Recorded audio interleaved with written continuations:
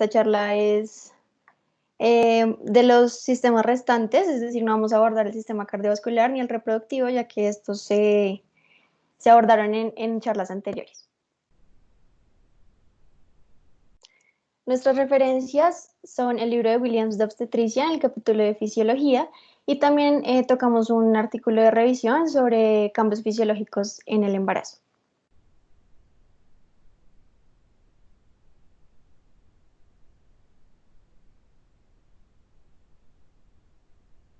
Entonces, empezamos con piel y vamos a ver que hay diversos cambios en este sistema.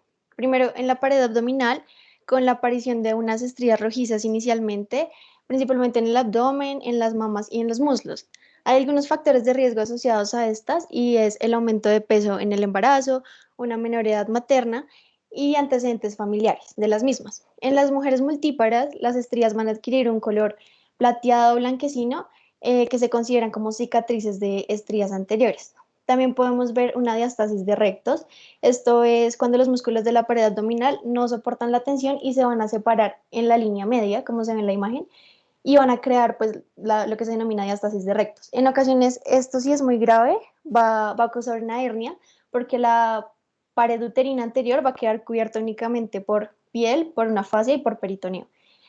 Otros cambios que podemos ver es en la hiperpigmentación, principalmente de la línea alba, que es la línea media en la piel abdominal. También la aparición de cloasma o melasma, que son esos parches pardos en la cara y en el cuello, y una hiperpigmentación en las areolas y en la piel genital. Esto porque se va a dar por un incremento en la hormona estimulante de los melanocitos desde el segundo mes hasta el término y por un aumento también en los niveles de estrógenos y de progesterona que a su vez van a estimular esos melanocitos. Hay otros cambios que son los vasculares, que también se dan por ese incremento en los estrógenos, y entre ellos vemos un incremento en el flujo sanguíneo cutáneo y la aparición de angiomas o las famosas arañas vasculares en la cara, en el cuello, en el tórax superior y en los brazos. Estos angiomas van a iniciar con una lesión central denominada neo y de ella van a surgir unas pequeñas radiaciones dándole ese aspecto pues de araña. Y otro cambio es el eritema palmar, pero este ya va a remitir tras el parto. Listo, espero que se me escuche bien. Nosotros ahorita vamos a seguir con cambios metabólicos. Entonces, importante que sepamos que en el final del tercer trimestre el índice metabólico basal materno va a aumentar de un 10 a un 20%. Esto con el estado previo al embarazo. Además que si tenemos un embarazo gemelar, este puede aumentar hasta un 10% más. Entonces, de los cambios metabólicos que son más evidentes es el aumento de peso. ¿Esto a qué se da? Se atribuye al útero, a las mamas, al aumento del volumen de sangre y líquido extracelular extravascular. Además de esto, hay una fracción mucho más pequeña que se ve alteraciones metabólicas. Entonces, ¿qué va a pasar? Producen mayor cantidad de agua celular, depósito de grasa y proteínas nuevas, y a esto lo vamos a conocer como las reservas maternas. En promedio, una mujer embarazada puede ganar de 12.5 kilogramos. Igualmente, esto depende también del peso que ya tenía la mujer antes de quedar en estado de embarazo. Vamos a seguir con el metabolismo del agua. Entonces, en una mujer embarazada hay un incremento en la retención de agua. ¿Por qué se da esto? Se da por un descenso en la osmolalidad plasmática cercano a 10 osmoles sobre kilogramos, como podemos ver en la gráfica de acá. Además de esto, al término del embarazo, el contenido de agua se va a aproximar a 3.5 litros. En esto vamos a contener el agua del feto, la placenta y el líquido amniótico. Además de esto, vamos a acumular 3 litros más en volumen sanguíneo, tamaño del útero y las mamas. Entonces, en promedio, la cantidad de agua mínima adicional que va a tener una mujer en embarazo es de 6.5 litros. Como podemos ver, nosotros podemos retener mucha agua durante el embarazo, por lo cual las mujeres en embarazo pueden presentar edemas blandos en tobillos y piernas hacia el final del día. Entonces, esta acumulación puede llegar a ser hasta de 1 litro y se debe al aumento de la presión venosa por debajo del nivel del útero y a la oclusión de la vena cava. Vamos a seguir con el metabolismo de las proteínas. Entonces, los productos de la concepción, el útero y la sangre materna son relativamente ricos en proteína. Por ejemplo, al término del embarazo, el feto y la placenta pesan cerca de 4 kilogramos y de estos contienen 500 gramos de proteína. También tenemos que las concentraciones de aminoácidos son mucho más altas en el compartimiento fetal y todo esto va a ser regulado por la placenta. Así que vamos a tener que participar en la síntesis de proteína, oxidación y transaminación de algunos aminoácidos. Además que en diversos estudios se demostró que el nitrógeno aumentó con la gestación y además que la excreción urinaria de 3-metilhistidina no cambió. ¿Esto qué quiere decir? Que no es necesaria la degradación del músculo materno para este metabolismo de proteínas. Además vamos a tener que también actúa la grelina y la leptina. Entonces, ¿qué van a hacer ellas? La grelina va a permitir que se dé un crecimiento fetal y una proliferación celular. Esta se va a expresar en el tejido placentario y va a regular la secreción de hormona de crecimiento. Va a alcanzar su máximo nivel a mitad del embarazo y luego va a disminuir hasta el término del embarazo, porque es importante. Se dice que las concentraciones de grelina disminuyen en estados de resistencia a la insulina y como vamos a ver más adelante en el metabolismo de los carbohidratos, el embarazo es un estado de resistencia a la insulina periférico. Además, vamos a tener a la leptina. ¿Qué va a hacer la leptina en el embarazo? Nos va a regular la grasa corporal y el gasto energético. Este va a alcanzar su máximo en el segundo trimestre hasta el término en concentraciones de 2 a 4 veces más altas de lo normal. Entonces, como vimos que en el embarazo se va a aumentar bastante el peso, la placenta va a tener grandes cantidades de leptina. Vamos a seguir con el metabolismo de carbohidratos. Entonces, el embarazo normal se va a caracterizar por una hipoglucemia leve en ayunas, una hiperglucemia postprandial o una hiperinsulinemia. Además de esto, vamos a tener respuestas únicas al consumo de glucosa que no se tienen en otro estado, como podemos ver en la gráfica que está aquí a la izquierda. Entonces, después de la ingestión de glucosa, ¿qué vamos a tener? Vamos a tener una hiperglucemia prolongada, una hiperinsulinemia y una supresión al glucagón. Esto que nos va a indicar que va a haber un estado de resistencia periférica a la insulina. ¿Y por qué se hace en el embarazo? Se dice que se da para suministrar postprandial de glucosa al feto. Además, la sensibilidad a la insulina en el embarazo puede disminuir de un 45 a un 70% y se dice que tanto la progesterona y el estrógeno van a intervenir en esta resistencia tanto directa e indirectamente. También tenemos que las concentraciones placentarias de lactógeno nos van a aumentar en el embarazo. Esto porque es importante, porque nos puede aumentar la lipólisis y así liberar mayor cantidad de ácidos grasos. Cuando se libera mayor cantidad de ácidos grasos, esto dice que puede ayudar a aumentar la resistencia a la insulina en el embarazo. Además, como podemos ver aquí en el segundo gráfico, una mujer embarazada pasa muy rápido de un estado postprandial a un estado en ayunas. ¿Qué quiere decir esto? Que pasa muy rápido de un estado sostenido de nivel de glucosa a un descenso sanguíneo en la glucosa. Y por último vamos a tener una inanición acelerada. Entonces las concentraciones plasmáticas de ácidos grasos libres, triglicéridos y colesterol van a ser mucho más altas que en una persona normal.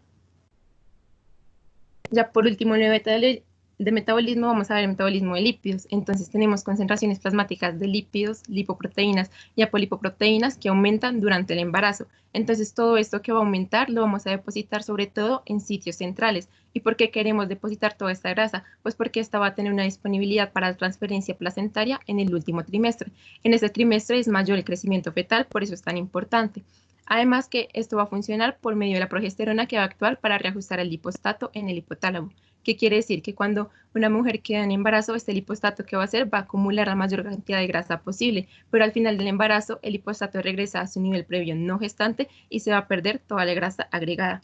Además de esto, hay una hiperlipidemia materna en el embarazo. ¿Qué quiere decir esto? Que tanto los triglicéridos como el colesterol VLDL, LDL y HDL van a estar aumentados. ¿Esto por qué se va a dar? Porque vamos a tener una mayor actividad lipolítica y un descenso de la lipoproteína lipasa en el tejido adiposo. Se dice que tanto el estradiol como la progesterona también tienen una función muy importante, pero igualmente todo esto va a volver a sus niveles normales después del embarazo, tanto las concentraciones de colesterol sérico total y de triglicéridos.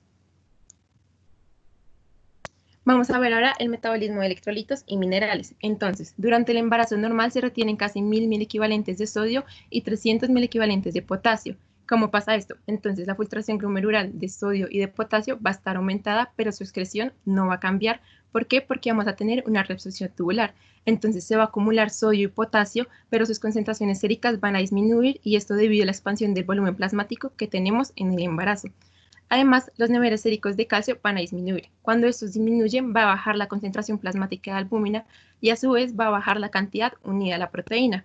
Entonces, el estado del embarazo es un estado en que necesita mucho calcio. ¿Por qué? Porque el feto impone una gran demanda en la hemostasis materna de calcio. Entonces, como tenemos esta gran demanda del feto, el cuerpo va a hacer algo pues, para que no entremos en una deficiencia materna. ¿Qué va a pasar? Va a cubrirla con una duplicación de la absorción intestinal materna de calcio. Además, es muy importante que la madre pues mantenga una alimentación de calcio para así poder prevenir una deficiencia. Además de esto, vamos a tener que niveles séricos de magnesio van a disminuir en el embarazo, que el umbral renal de excreción de fosfato inorgánico va a aumentar por la calcitonina y que hay un aumento considerable en el requerimiento de hierro.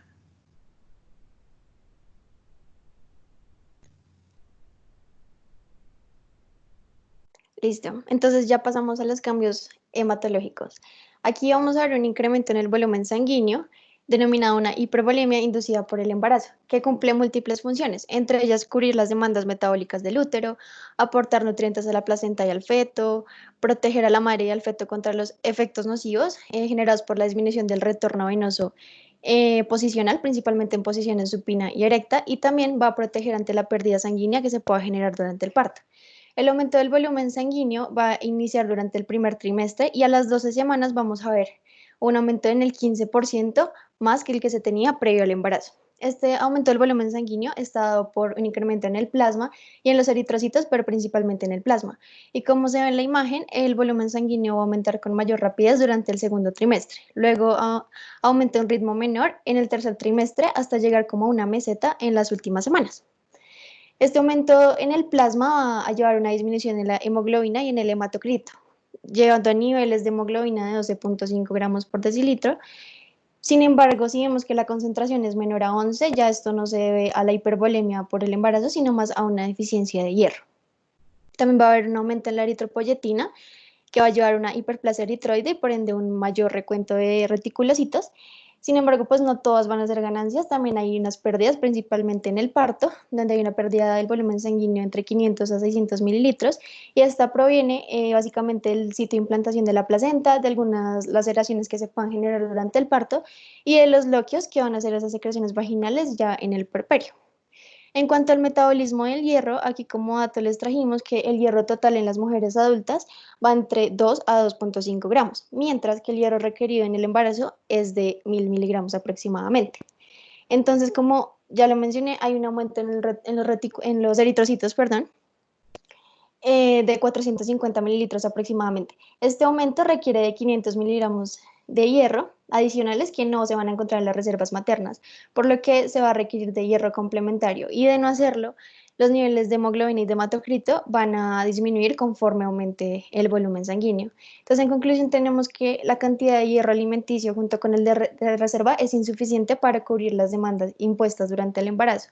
Entonces, si no se complementa las concentraciones de hierro y de ferritina, que también es una proteína importante pues, en la liberación y en el almacenamiento de hierro, van a disminuir en la segunda mitad del embarazo. En las funciones inmunitarias vamos a ver una supresión de las células T helpers y T citotóxicas. En consecuencia, también una disminución en la secreción de la interleuquina 2, el interferón gamma y el factor de necrosis tumoral beta, que se van a encargar de la activación de los CD4, de los macrófagos y pues también de la capacidad fagocítica. Van a servir como factor de crecimiento para los linfocitos T y también van a mediar algunos procesos inflamatorios. También vamos a ver un aumento en las células TH2 que van a incrementar la secreción de interleuquina 4, 6 y 13. Estas interleuquinas son antiinflamatorias y también van a regular la función de los monocitos y de las células B. Y por otro lado también está el aumento en los niveles de inmunoglobulina A y G y de interleuquina 1 beta en el moco cervical, que su función es evitar que los patógenos se instalen en las mucosas y van a transmitir inmunidad al feto. Estas variaciones en las funciones inmunitarias se deben a un aumento en los niveles de progesterona y de estrógenos y se ha visto relacionado porque en las mujeres que consumen anticonceptivos orales ocurren cambios similares.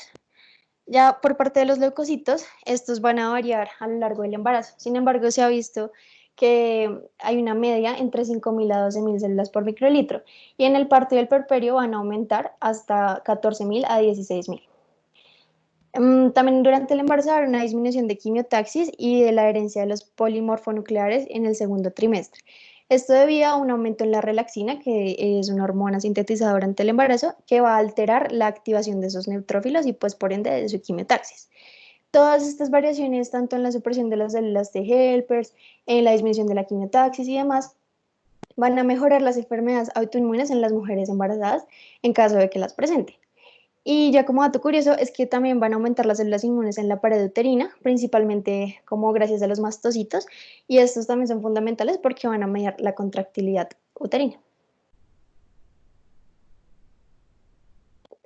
Ya hablando de los marcadores inflamatorios, pues hay distintas pruebas de estas que sirven para diagnosticar la inflamación, pero vamos a ver que en el embarazo no siempre son confiables porque se van a ver aumentadas. Un ejemplo de esto es la fosfatasa alcalina y la proteína C reactiva, que son, pues que estas van a incrementar en respuesta a algún trauma o alguna inflamación de los tejidos. Entonces, por esto en el parto van a estar mucho más aumentadas. Otro marcador es la velocidad de sedimentación eritrocitaria, que esta pues ya va a incrementar, es por un aumento también de las globulinas y el fibrinógeno plasmático materno. Y en cuanto a la coagulación y la fibrinólisis, vamos a ver un aumento en los factores de coagulación, excepto en el 11 y en el 13. El 11 que es como una forma proenzimática, básicamente, del factor 11A, que bueno, tras una cascada de coagulación va a activar finalmente el factor 10. Y el factor 13, que por su parte es el factor estabilizador de la fibrina. Estos no se van a ver tan incrementados a diferencia de los otros. Y un ejemplo de esto es en el fibrinógeno plasmático, que es el factor 1, que en las mujeres no embarazadas va a estar en unos niveles de 300 miligramos sobre decilitro y en las embarazadas en niveles de 450. Entonces ahí el cambio se va a ver notablemente. Por otra parte, la actividad fibrinolítica sí va a estar disminuida y esto gracias a una menor actividad de la TPA, que es el activador del plasminógeno, que va a convertir el plasminógeno en plasmina y por ende va a inducir la fibrinólisis. Y también por un aumento del PAI 1 y 2, que es el inhibidor del activador del plasminógeno tipo 1 y 2. Su función es básicamente inhibir la TPA y regular la degradación de fibrina mediada por la plasmina. Entonces se va a generar un balance hemostático a pesar de esta disminución en la actividad fibrinolítica porque los niveles de plasminógeno en las mujeres embarazadas estarán elevados.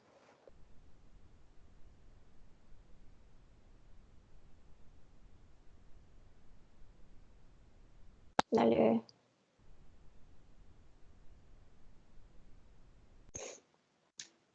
Listo. Y ya pasamos a hablar entonces de las plaquetas. Va a haber una disminución en el recuento placentario en el embarazo y esto se va a generar por una hemodilución gracias al aumento en el volumen sanguíneo que ya lo mencioné y por un aumento también en el consumo de plaquetas durante la gestación. Igualmente se va a dar un aumento en la agregación plaquetaria más o menos a la mitad del embarazo porque la producción de tromboxano A2 se va a ver elevada. En cuanto a las proteínas reguladoras, va a haber una disminución principalmente en la proteína C y en la proteína S. La proteína C que va a pasar de concentraciones de 2.4 a 1.9 unidades sobre mililitro y la S de 0.4 a 0.16. Estas van a disminuir, pero digamos que se va a ver compensado porque la proteína Z va a aumentar en un 20%. Y la proteína Z es importante porque ella, bueno, es una glucoproteína que va a depender de la vitamina K y va a inhibir la activación del factor 10. Entonces digamos que ahí se mantiene como un balance. Por su parte, la antitrombina sí va a permanecer constante y ya para finalizar los cambios hematológicos tenemos el vaso, en donde va a llevar un crecimiento de aproximadamente el 50% en relación con el tamaño que se tenía durante el primer trimestre. Listo, entonces vamos a seguir con el sistema respiratorio. En este vamos a evidenciar algunos cambios respecto a una mujer embarazada a la que no lo está. Uno de los principales cambios es que el volumen de ventilación pulmonar y la ventilación por minuto en reposo aumentan a medida que aumenta la gestación. Entonces, ¿qué va a pasar?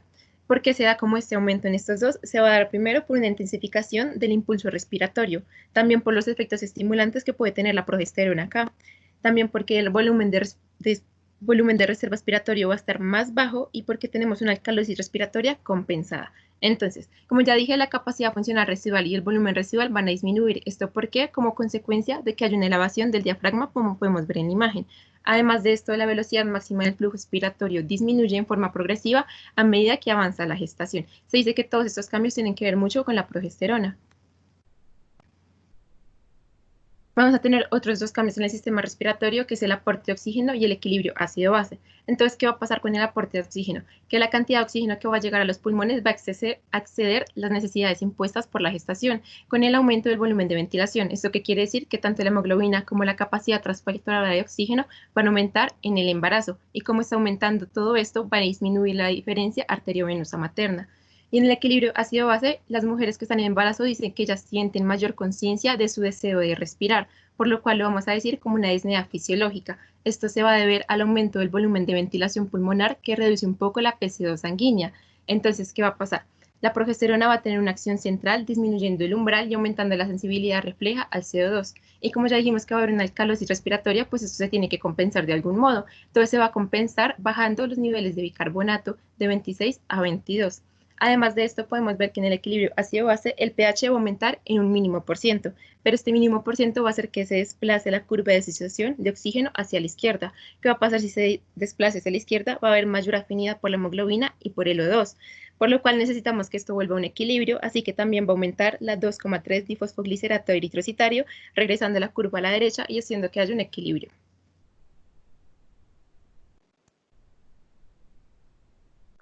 Listo. Entonces ahora empezamos con el aparato urinario. Hablando más específicamente de los riñones, ellos van a aumentar aproximadamente 1 centímetro por un incremento en el flujo sanguíneo renal, lo que va a llevar a una dilatación similar a la hidronefrosis. Esto va a ser el agrandamiento del riñón por la acumulación de orina, que suele ser consecuencia de alguna obstrucción mecánica.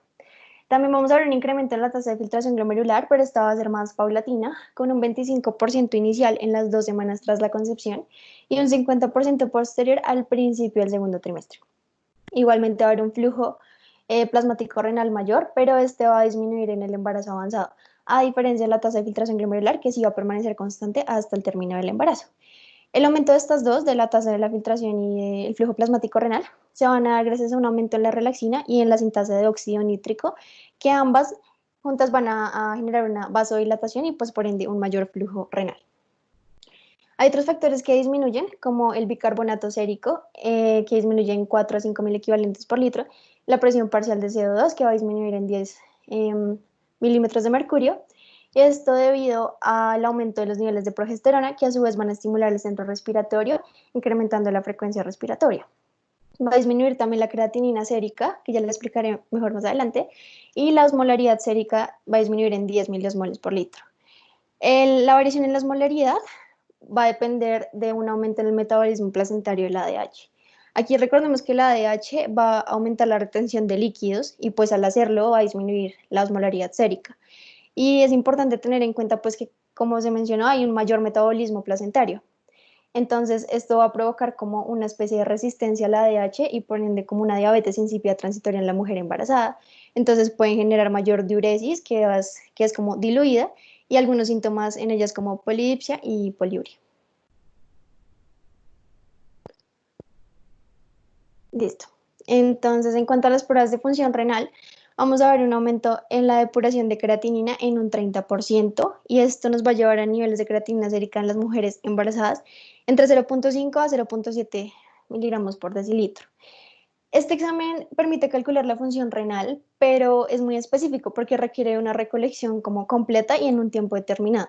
Entonces los resultados pueden ser engañosos y digamos que no siempre va a ser indicativo de daño renal, porque las mujeres embarazadas normalmente tienden a acumular agua en forma de edema a lo largo del día, mientras que en la noche ya cuando se acuestan, pues van a movilizar todo ese líquido retenido mediante una mayor diuresis y una orina pues diluida. Entonces esto va a hacer que muchas veces la creatinina sérica se vea disminuida, entonces no siempre va a ser un indicativo de daño renal.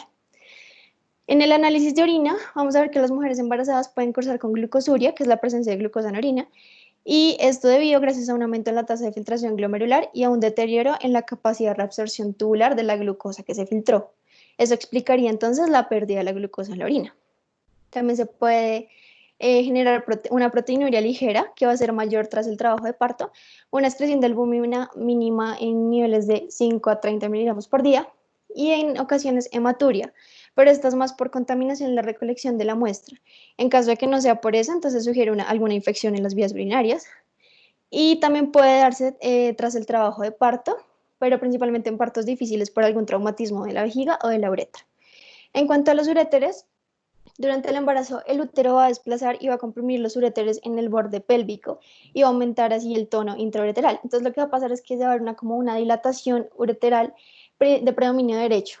¿Por qué? Porque hay una dextrorotación uterina y porque la vena ovárica derecha va a estar dilatada y esta vena ovárica va a guardar como una relación anatómica con el uréter derecho y por ende va a hacer esa compresión. Entonces esto nos va a llevar a una hidronefrosis fisiológica derecha, que la vamos a ver en las siguientes imágenes. Dale, por favor. Entonces ahí vemos, como en una radiografía y una resonancia, vamos a ver que en ambos lados sí hay como una hidronefrosis, pero siempre, siempre va a ser de predominio derecho.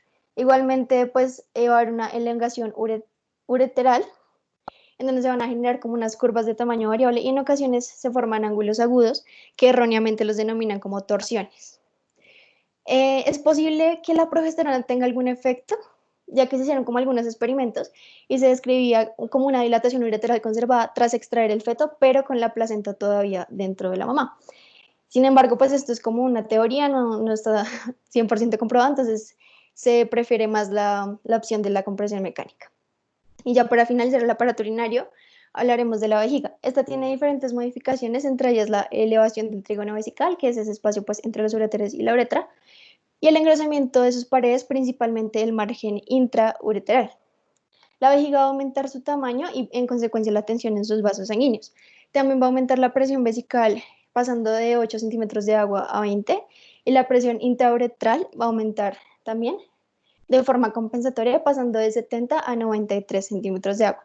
Este aumento en la presión intrauretral va como a disminuir la probabilidad de incontinencia, por así decirlo.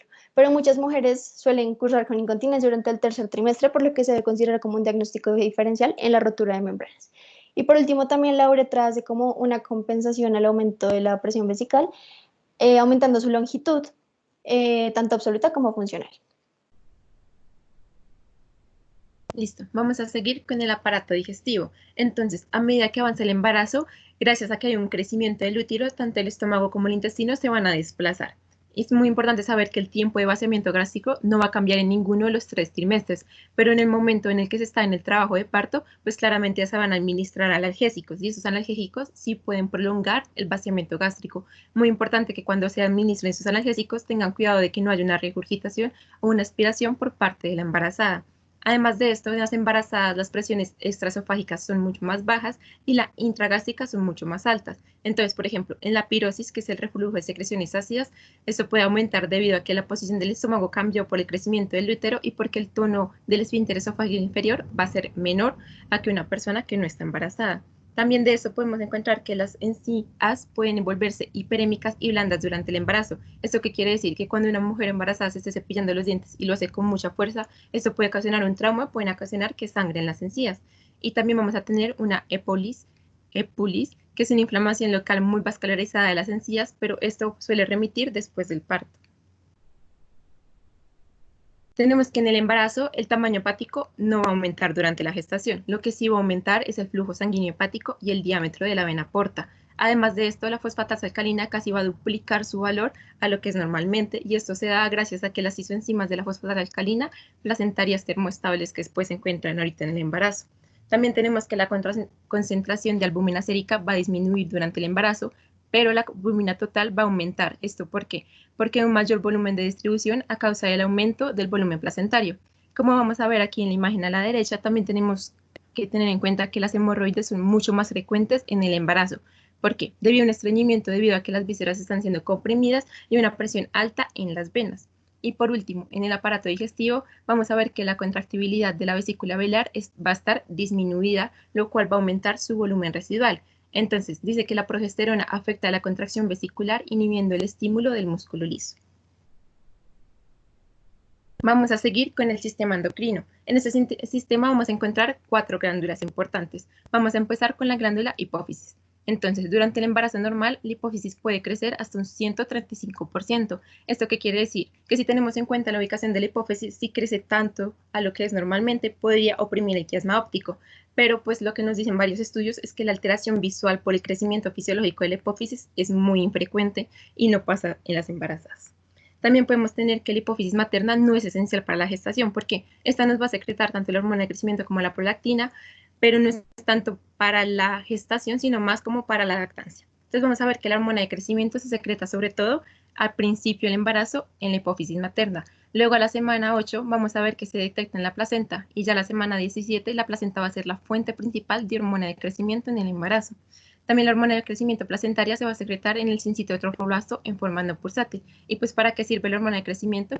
Pues todavía no está como del todo claro, pero se dice que con el lactógeno placentario pueden regular el crecimiento fetal. Además de esto vamos a tener la prolactina. La prolactina está en concentraciones mucho más altas en el embarazo, hasta 10 veces más al término del embarazo que en una persona que no está embarazada. ¿Cómo se da esto? La estimulación estrogénica va a aumentar el número de lactotropos en la hipófisis anterior y esto lo que va a hacer es estimular la liberación de prolactina. Entonces se cree que la serotonina va a aumentar la prolactina mientras que la dopamina la inhibe. Entonces, ¿cuál es la función principal de la prolactina? Es asegurar la lactancia. Hay muchos estudios que dicen que si no tenemos prolactina durante toda la gestación no va a haber ningún problema, pero es muy importante para asegurar la lactancia. Por eso esta también nos va a ayudar a la producción de caseína, lactalbúmina y lactósera, a receptores para estrógeno y prolactina, y también inicia síntesis de DNA y mitosis en las células alveolares de las mamas, por lo cual en serio la función principal de esta va a ser asegurar la lactancia. Y también se nos dice que encuentran la prolactina en altas concentraciones en el líquido amniótico. Vamos a seguir con la glándula tiroides. Entonces, la glándula tiroides va a experimentar un crecimiento moderado durante el embarazo, pero toca saber que este crecimiento no es patológico, por lo cual, si en una mujer embarazada se encuentra un bocio, este tiene que ser estudiado debido a que el crecimiento no va a ser patológico. Además de que hay un crecimiento moderado, se va a aumentar la producción de hormonas tiroideas de un 40 a un 100%, esto para poder cubrir las necesidades maternas. Entonces, como vemos aquí a la derecha, vamos a ver cómo van aumentando estas hormonas tiroideas. Entonces, la TBG va a aumentar hasta la semana 20 y se va a estabilizar, pero se va a estabilizar con valores 2 veces mayores a los normales. También tenemos la T4. Esta va a aumentar súbitamente entre la semana 6 y la semana 9 y va a alcanzar su meseta a la semana 18. La T4 libre sérica va a aumentar con los niveles de HCG y luego se va a normalizar, y también va a aumentar la T3 hasta la semana 18 y luego se estabiliza. La única que no va a aumentar durante el embarazo es la TRH, por lo cual esta tiene la habilidad de cruzar la placenta y puede estimular la hipófisis fetal para que secrete tirotropina y así puedan seguir la producción de estas hormonas. También toca tener en cuenta que la TSH va a disminuir durante el embarazo. Entonces, es muy importante que no se conduzca un diagnóstico erróneo de hipertiroidismo subclínico y que se estudie muy bien esto en las embarazadas. Listo. Entonces, en cuanto a la glándula paratiroides, esta pues está relacionada con el control de calcio al interior del organismo. Vamos a ver que van a aumentar los marcadores de recambio óseo. Entre ellos está involucrada la hormona paratiroidea, que va a disminuir sus concentraciones en el primer trimestre, pero a medida que avanza el embarazo va a aumentar. Recordemos que la hormona paratiroidea participa en la resorción ósea y en la absorción renal e intestinal de calcio. Entonces, este aumento se va a dar por un aumento en el volumen plasmático, por el aumento en la tasa de filtración glomerular y por una mayor transferencia materno-fetal de calcio. Los estrógenos también se han visto involucrados, ya que se dice que bloquean la hormona paratiroidea, o sea, bloquean su acción en la resorción ósea. Entonces, el cuerpo, como al tener una menor acción de esta hormona, por así decirlo, lo que va a hacer es producirla en mayor cantidad. También van a aumentar los niveles de calcitonina, que es una hormona peptídica producida en la tiroides, y su función es la reducción de los niveles de calcio sanguíneo. Entonces, esa va a tener una acción opuesta a la hormona paratiroidea. Y en cuanto a la vitamina D producida, bueno, generada durante la ingestión o por la síntesis del metabolismo, vamos a ver que esta va a pasar de vitamina D a 25-hidroxivitamina D3 en el hígado para luego pasar al riñón, a la decidua y a la placenta y convertirse en 1,25 dihidroxivitamina D3. Este último es el compuesto que se va a ver aumentado durante el embarazo y es el que va a favorecer una mayor resorción ósea y una mayor absorción intestinal. Para la conversión de este último compuesto es importante la presencia de la hormona paratiroidea, que va a estar aumentada, como les digo, en el embarazo, y también una disminución en la concentración plasmática de calcio, que también puede verse involucrada durante la gestación. Listo. Entonces, seguimos con la glándula suprarrenal. Aquí vamos a ver un aumento en la concentración de cortisol y también en la concentración de ACTH o de corticotropina. La de la corticotropina inicialmente va a estar disminuida su concentración, como vemos en la imagen, pero posteriormente va a empezar a incrementarse. En cuanto a el aumento en la concentración de cortisol, vamos a ver que se relaciona con la disminución en la velocidad de su eliminación metabólica. Por ende, su semivida se va a duplicar. Hay como varias hipótesis relacionadas con estas variaciones, tanto en el cortisol como en la CTH, y entre ellas encontramos que se debe a un reajuste en el mecanismo de retroalimentación materno, a una acción antagonista de la progesterona, ya que a altos niveles de progesterona se requieren también altos niveles de cortisol para mantener una homeostasis. Y también se dice que el alto nivel de cortisol y de aldosterona van a favorecer un mayor volumen plasmático, que es lo que necesitamos durante el embarazo. También la aldosterona se va a ver incrementada, llegando a concentraciones de 1 miligramo por día en el tercer trimestre. Y también va a haber un incremento en el sustrato de angiotensina 2 y de renina. Este aumento en el sustrato de angiotensina, pues como su nombre lo dice, van a aumentar los niveles de angiotensina 2. Entonces lo que va a hacer esto es que va a actuar sobre las glándulas suprarrenales y va a incrementar sí, va a potenciar el aumento de aldosterona. Por otra parte tenemos a la desoxicorticosterona, que es un mineralocorticoide precursor de la aldosterona. Entonces, por donde lo veamos, como que la aldosterona normalmente va a estar disparada en el embarazo. Este mineralocorticoide también va a estar incrementado y se debe a una mayor producción renal por una estimulación estrogénica. Se han visto que los niveles en la sangre fetal son más altos que en la sangre materna, por lo que se sugiere una transferencia materno-fetal. En cuanto al sulfato de hidroepiandrosterona, este va a estar disminuido. Esta es una hormona importante en la formación de la testosterona. Y su disminución se debe a una mayor eliminación metabólica hepática y una mayor conversión de la misma a estrógenos. Y ya por último tenemos a la androstenediona y la testosterona, que van a estar incrementadas. La androstenediona es una hormona intermediaria también en la producción de andrógenos y de estrógenos. Y aquí van a pasar como dos procesos antagonistas. Primero, estas dos hormonas se van a convertir en estradiol en la placenta. Entonces, esto va a aumentar sus índices de depuración. Y por el contrario, va a ocurrir otro mecanismo, y es que en el embarazo va a aumentar una globulina plasmática de unión a las hormonas sexuales. Entonces, esto va a hacer que se retrase la eliminación de testosterona y que el ritmo de producción materna de testosterona y de androstenediona incrementen a lo largo del embarazo. Y ya como dato curioso, tenemos que la testosterona que proviene del plasma materno no va a entrar como en forma de testosterona a la circulación fetal, sino que requiere de una conversación casi completa a estradiol, y es por esto que en la sangre fetal los niveles de testosterona pues pueden estar muy bajos.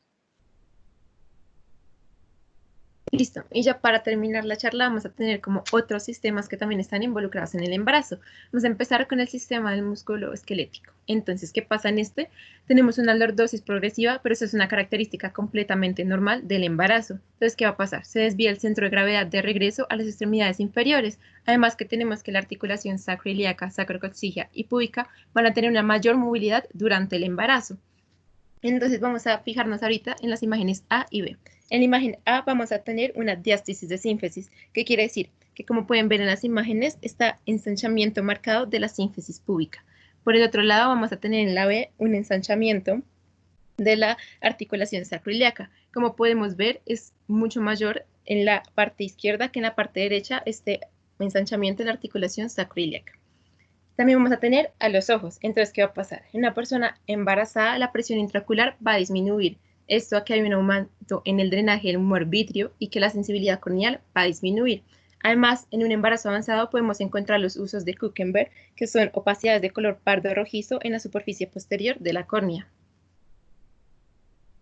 Vamos a tener el sistema nervioso central. Acá, ¿qué pasa? Que las mujeres embarazadas dicen que ellas sienten que tienen problemas con la atención, con la concentración y la memoria durante el embarazo y el comienzo del puerperio. Pero hay estudios que observaron un declive en la memoria vinculado a la gestación, pero está muy limitado al tercer trimestre. Además, esto fue transitorio y se resolvió poco después del parto. Lo que sí pasa es que va a disminuir el flujo sanguíneo en las arterias cerebrales media y posterior en forma progresiva, pero solo a finales del tercer trimestre. Además, como dato curioso, la atención y la memoria mejoraron en mujeres con preeclampsia que recibían sulfato de magnesio, esto comparado a las embarazadas normales. Y ya por último tenemos el sueño. Entonces, de las 12 semanas de gestación y hasta los 2 meses después del parto, las mujeres refieren que tienen dificultad para dormir. Además de esto, la frecuencia y duración de los episodios de apnea en el sueño disminuyeron durante el embarazo, pero se dice que la mayor perturbación de sueño tiene lugar después del parto, a lo que se le conoce como depresión puerperal o depresión franca. Y ya chicos, eso era todo por hoy, por la charla. Espero que les haya gustado y hayan entendido. Si tienen alguna pregunta, pues bienvenida sea. Y creo que ya. Y, y también tenemos la palabra para la asistencia. Entonces la palabra para la asistencia va a ser feto. Y listo. No sabemos si tienen alguna pregunta. Listo, perfecto. Oigan, niñas, súper buena, súper completa, en verdad, abarcaron todo súper bien. Estoy aquí como con mucha información en la cabeza. En verdad, gracias. Pues también a todos espero que les haya gustado. Si tienen, si tienen alguna pregunta, pues no sé si quieran escribirla por el chat o prender el micrófono y contarnos. También les mandé ahí el link para que escriban la palabra súper secreta y queden marcados en la asistencia. Ese forms, como que a veces no lo cierro porque todavía no sé muy bien cómo funciona, pero yo les digo como, digamos que ahorita voy a dejar hasta las y 53 para que respondan y ahí descargo el Excel y lo subo pues al Drive que tenemos nosotros para saber quiénes estuvieron. Entonces después, sí, no dejen para responder después